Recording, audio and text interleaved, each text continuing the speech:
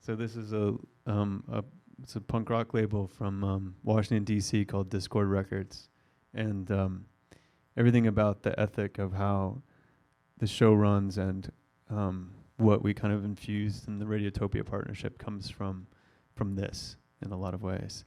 So I don't know. It's like so much of who I am had to do with that music scene, even though I did not grow up in D.C. And for folks that are not familiar, like what's the signature about Dischord? How did it stand out and why?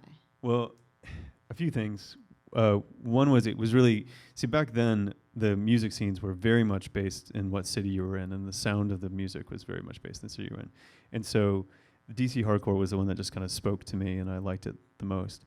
The other thing is that I come from a family that has troubles with alcohol and drugs, and I was also kind of going down that path.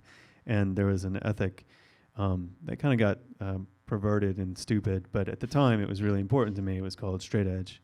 And it was a thing, instead of abstaining from alcohol, it was a thing to join, which I needed at the time. So I was not, I was a very early drinker and drug user.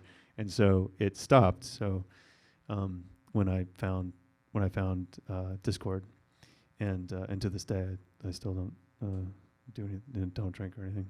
But so it was like a lifestyle. It was like, and it was like progressive and aggressive.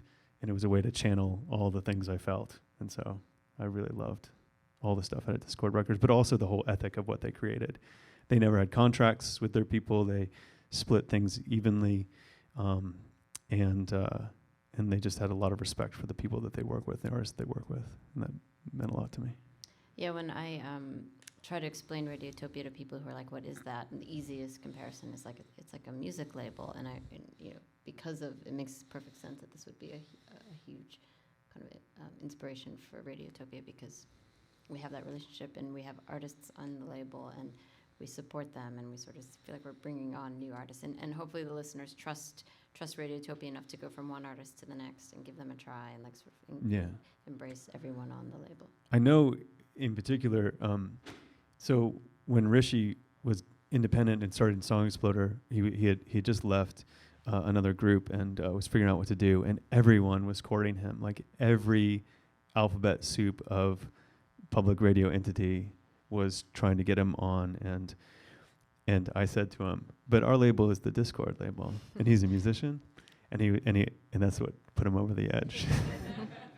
He had actually said yes to another network, and he backed out to come to Dischord. I knew the weight of his heart. Yeah. So, like, for people who know, Dischord's really meaningful to us, and so luckily Rishi was one of the people who knew.